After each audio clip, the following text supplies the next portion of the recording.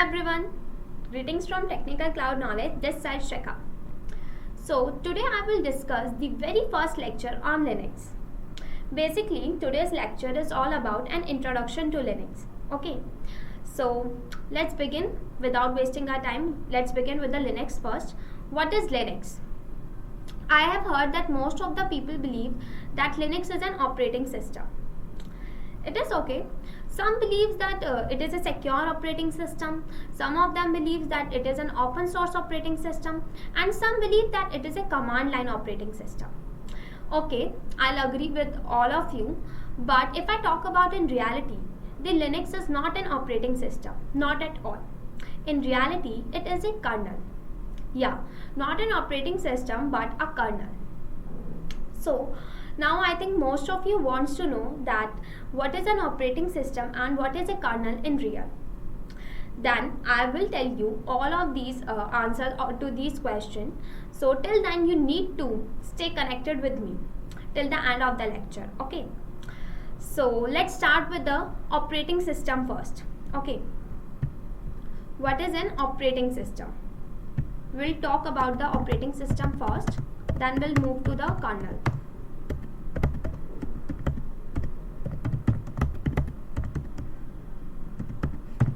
Okay, so what is an operating system? To know these question in more detail, first we need to separate these two terms, the operating one and the system. Okay, so basically let's start with the system first. What is a system? Any device is known as the system. It could be either your mobile phone, your desktop, your laptop, your washing machine, even your TV. All devices are known as the system. So we could understand that the device is known as the system. But how does the system work? So for that, the system needs a software to run properly or to work properly. The system needs a software. And how does the software develops? Basically, the software develops through programs. I'm not going to explain it in more detail. We will gonna discuss in another lecture that what is a software and how does it develops. I'm going to give you a sneak peek that basically a software is basically that one which has a lot of programs. Okay. So till now we get understand that a system needs a software to run, and a software has a lot of programs. Okay, suppose we have taken the examples of desktop, computer, mobile phone, washing machine, television, etc. So we get to understand that these are the heavy objects, these are the heavy system. So for that we need that kind of software which has many programs. Okay. Remember that the software has many programs and the system needs a software to run. This process is known as the operating system. So basically, from now we get to understand that the operating means to run something and the system is a device. And the device needs a software. Operating means to run. Okay. And the system means a device which needs a software, and the software has a lot of programs. But remember, most of you wants to know why does we need such kind of software that has many programs? Can't it be done with a single program? Like we can use for our system a single program software and it will run the process, like it will operate the system. But let me tell you that we don't need such kind of software that has single program. As we know that in our system there are multiple equipments, not a single equipment. So for that, for the multiple equipments we need multiple programs. That's why we need such kind of software that has multiple programs to run each and every equipment of our system. Okay, so from now you will able to understand that what is an operating system. Basically the system which needs a software and the software has many programs. This is known as operating system. So I think that much you will able to understand what is an operating system. So now let's move to the kernel. What is a kernel?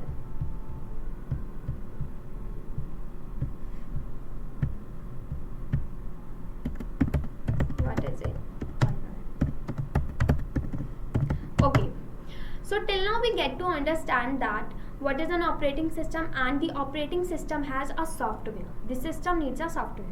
So in the software we have a lot of programs, as I have tell you earlier as well, that in the software there are many programs. So suppose I'll take an example. Suppose in a class there are bunch of students, okay, and these students have a single student who is the monitor of the class, who will manage or control all the students so that they will not do miserable things in the class. Okay, so that's how in the software there is a single program who will manage and control all the programs. This program who manage or control all the programs in the software known as the kernel. Let's take another example of an army man, like of the kernel in an army. Suppose as we know that in the army there is a single person who is the colonel, known as the colonel. What does he do? Basically he control or manage all the army men in the army. So that's how the kernel work in the software as well. Like the kernel manage or control all the programs in the software. This program is known as the kernel, who manages and control all the programs in the software. Okay, so I think that much is clear to you all, that what is a kernel. So now the question is that what is the basic role of a kernel in the software? Let me tell you that what are the basic roles of kernel in a software. First, as we get to know that it will manage the rest of the programs in a software. Second, all the management and the functioning in the system as well done by the kernel only. Like if there is something, like suppose in our system we want to add other software as well, and there are some softwares already existing in our system. So like how does they work or function it? So basically all these softwares are somewhere integrated with the kernel only, and the kernel will check the functioning and management in the system. Like if there is no hardware failure, it will also detect the keyboard, if the keyboard is working or not, or the hardware is working or not, how much RAM is being used by the software, how much CPU is being used by the software. All the management and functioning is only done by the kernel. So I think you will get an idea like what is a kernel and what are the role of the kernel in a software. So now the question arises, who created this program? Who created this kernel? Let me tell you.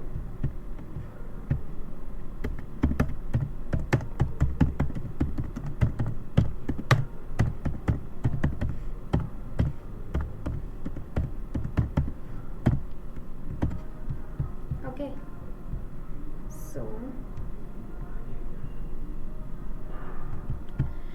So who created this kernel or program? Basically, a scientist named Linus Torvald in 1991 created this kernel. He is the one who created this program, who will manage all the rest of the programs in a software. So let me write the name of that scientist as well. Okay, in 1991. Okay. So as you know that Linus Torvald named this program after himself. He named this program Linux. We will get to know that the name of the program is somewhere similar with the scientist. That's why he named it after himself, Linux. So we get to know that the program name is Linux and it is a kind of a software. Okay, and so now let's move to basically Linus Torvald. What does he did? He made it open source. So now everyone wants to know that what is an open source software?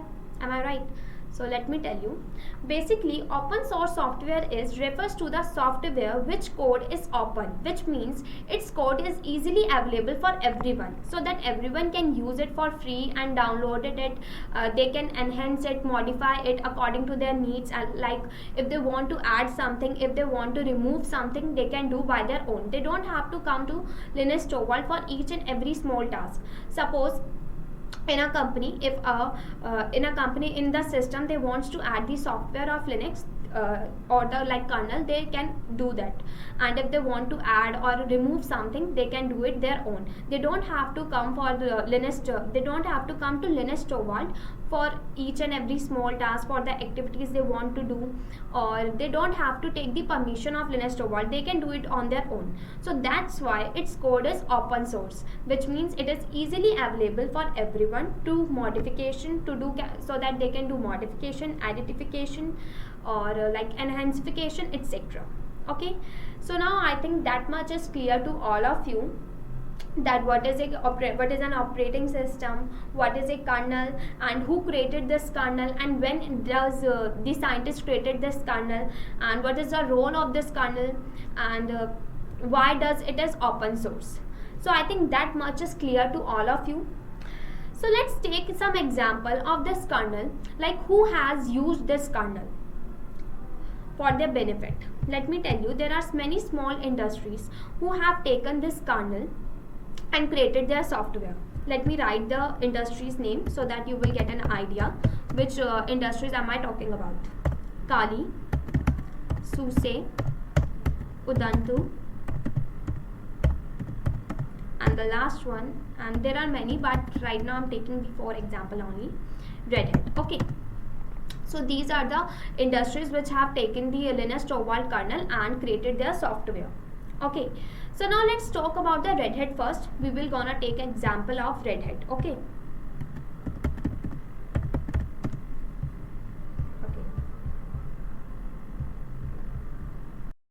So what does Red Hat done? Basically, what does Red Hat done? Red Hat take the software of Linus Torvald, take the kernel of Linux Torvald, and created their software, and he named it Linux based operating system. What does Red Hat done?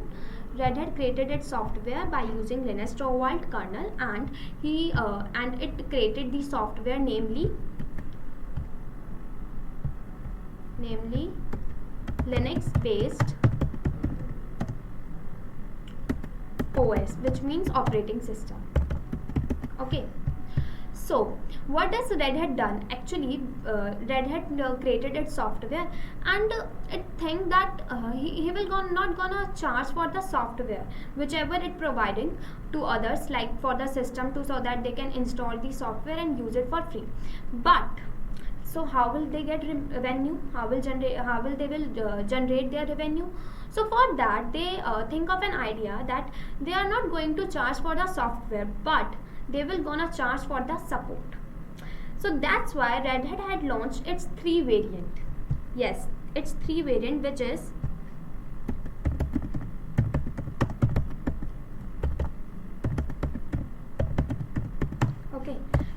first one is RHEL, second one is CentOS, and the third one is Fedora. Okay, so let's start with the RHEL first. What is the use of RHEL? Suppose if you want to run business critical application and services, Red Hat will provide support named Red Hat Enterprises Linux. So it will provide the support from the backend. Okay, for that it will charge. So in the CentOS is basically considered a clone of RHEL. Okay, it is somewhere, it is also provide the support, but it provides support. Suppose as for the organization or the industries or the developers who are not able to afford the Red Hat support, they will opt for the CentOS, so that they can use it for free and they will like get the support, but not in the updated version. Basically the RHEL one, the RHEL variant is somewhere is updated version. In this you will get the support for each and everything. It is kind of a updated version, but in the CentOS it is basically for learning purpose. Okay, from there you will did not get support in updated, like in much more you will get the support, but not in the updated version. Okay, basically now the third one is Fedora. Fedora is taking as a for the testing purpose. Suppose you want to install software in your system. Okay, for that you need to check that your application will work on this software or not. For that you will use the Fedora variant. Suppose you have installed there is a system and you have installed your software on this system. You have used Fedora software on your system to check that your application is working or not. If your application will work on that software, then you can opt for the other variants like RHEL or CentOS, so that you can use it for without any like conscious net, or without any issue. You will work it freely. So but if it will not work, then you can go for the support, like you can ask for the backend team why does not your application is working on that software. So now we will gonna understand like what are the three variants of Red Hat and why does it launched for the support. Okay, basically mostly the big industries or the big organizations or companies, what does they refer to the RHEL support, because they know that in this variant we will gonna get updated version support. So okay, mostly industries take this variant RHEL. After that, the CentOS is for the learning purpose. Basically students take it so that they can learn the Linux very well, and they can whatever they want to run or whatever they want to like check their application, whatever they want to do for the learning purpose, they will opt for the CentOS. The third one, as we get to know that it is for testing purpose. Now we will gonna do our lab on Red Hat CentOS 8 ISO image, but for that let me clear your thought. Basically, I have heard that many people also think that Linux based operating system is more secure as compared to Microsoft operating system. But why does they believe so? I don't get it. Let me tell you. Basically what happened, the Linux based operating system is considered more secure as compared to Microsoft operating system, as Linux based operating system source code, as I have already shared, that its source code is open, which means like everyone can use it for free without any consciousness regarding their security. But in the case of Microsoft operating system, their source code is hidden. Microsoft has making their source code hidden. It does not make it available for everyone, so that's why it is not secure. Suppose if you want to add something or remove something from your like software under your software, so you can't do it when you have the Microsoft operating system. Okay, so because its source code is not easily available for everyone, it's hidden. So for that you need to talk with the backend team, and they will gonna add or remove something, whatever you want to add or remove something in your software. So okay, suppose there is in an army force, you want to add or remove something, and it is very conscious, like you don't want everyone know about this, and basically it is about for the security purpose. You don't want everyone know the source code, whatever they want to add, whatever the program they want to add or remove. Okay, so for that you will not gonna take Microsoft operating system. For that you will gonna take the Linux operating system, so that you can do all the things, all the you want to add or remove, all the programs you can do it yourself, so that everyone can't know about it, and you can do it as freely as you can without the consciousness of like about the security level. Regarding security, that if someone gets to know, what everyone can do the misuse of this, so that's why you will take the Linux. That's why Linux is known as a secure operating system as compared to Microsoft operating system. And one more thing, in the Linux operating system you can add, you can remove graphical or command line, it's up to you. But in the Microsoft case, it is not enable. You can't remove the graphical or command line, so in the software. Now let's talk about the other industries which I have already written in the screen, that Kali, SUSE, Ubuntu and Red Hat. Let's talk about these industries as well. Basically they have also done the same thing which whatever the Red Hat done. They have also taken the Linux Torvald kernel and created their software. But basically the Linux, the Kali the Kali software is basically focused on hacking. They made such kind of software which on which the programs are basically focused on more hacking servers. Their software is basically focused on hacking servers. While on the other case, if we talk about the SUSE, They are somewhere similar with the Red Hat. They have also focused on the industry based servers. So their servers also like opt many industries, and their many organization also opt their software. But as compared to Red Hat, their software is not that much used by the other industries or company. But yeah, these are also in the market. As for the Ubuntu, they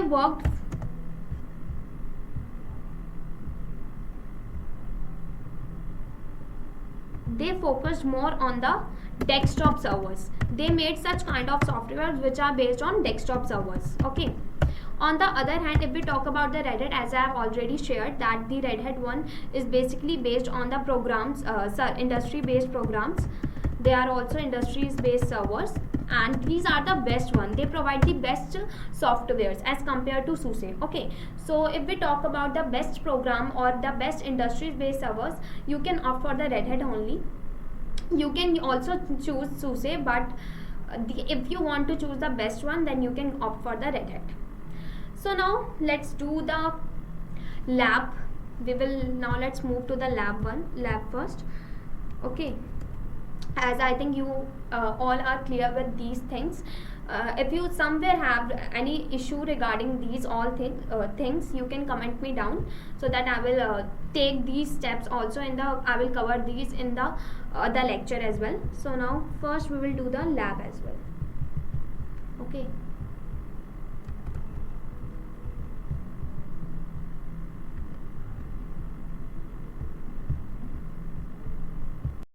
So okay, now let's move to the lab. In our lab, what we're gonna do, we will download the CentOS 8 ISO image of Red Hat. Okay, for that we will gonna do the Linux installation type. Basically, Linux installation type are of two. Okay, the first installation is local installation type. As the name suggests, that local installation type, which refers to the manual way, like you can do the manually or the physically installation. Okay, and the second one is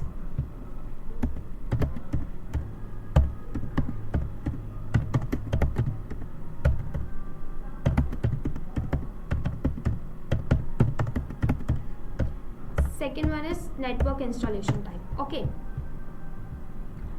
so let's talk about the first local installation type. Suppose you have a system. You have the system, and in this system you need to download the Red Hat CentOS 8 ISO image. Okay, so now what we're gonna do in the local installation type, first we will download the CentOS 8 ISO image from Google, and what we will gonna do, we will share it, make it bootable, and share it through pen drive or DVD, and that's how our CentOS 8 ISO image will appear on this system. Okay, so this is the local installation type, which we will gonna do by manually or physically. So think, as we know that in the industries there is not a single server or there is not a single system on which we have to download the CentOS 8 ISO image. Suppose if there are multiple servers, there are many servers. Okay, so for that what we're gonna do, if we do it manually, it will take around like if the first system will take 1 hour, then the other systems will take about suppose we have 6 systems, so it will take around 6 to 7 hours to do it manually. Then it will consume a lot of time, and we don't have much time. So what we're gonna do for that, let me tell you. For such type of for such kind, we will gonna do network installation type. In network installation time, as we'll gonna understand that in the local installation type, it is basically based on the manually way of like installation. In this we have to do the manual way or the physically, but in the network installation type, it's basically somewhere connected to the automation. By automation we can download the CentOS 8 ISO image on all these servers. Okay, so for that, let's think that there are many servers, and first we will set up also a system over these servers. Okay, let me adjust it first.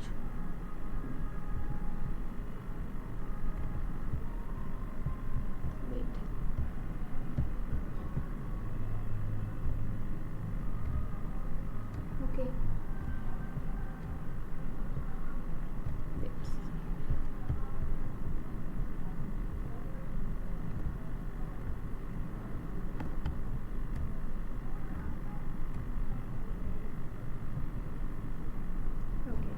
So there are the system also I have made in.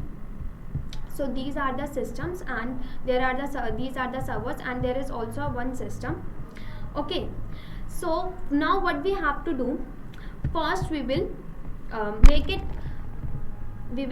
create some PXE boot, a DHCP server and NFS server in this one system. Okay, after that we will set up a network switch also in between these servers and a system, so that we can integrate all these together and created such kind of a platform, so that we can download the CentOS 8 ISO image on all these servers. So first we will gonna create servers. We will make it PXE boot. Okay, we will create servers here in the on the system, DHCP server and NFS server.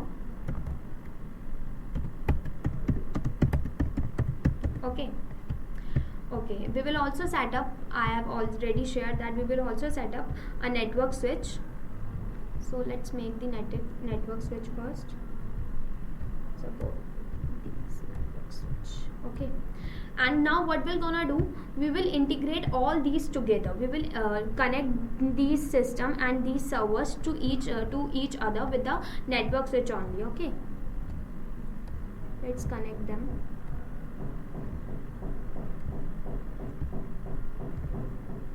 So now as you can see that right now I'm connecting them with the servers by only just using the MS Paint, but in reality what we're gonna do, we will connect all these servers together by making bootable through LAN cable. Okay, by how does we will connect these?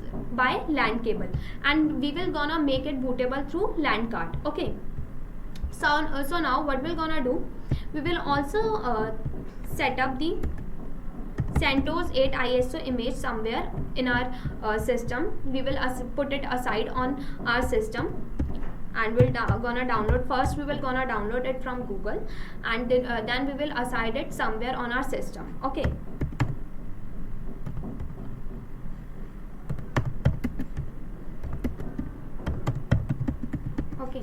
so suppose we have taken our CentOS 8 ISO image aside on our system, and now what we're gonna do, first we will make it bootable as we have make it bootable, and now through DHCP server we will provide an IP to all these servers. Okay, we will gonna, as you can see that in our system DHCP server is already installed, and now we will provide each and every servers an IP.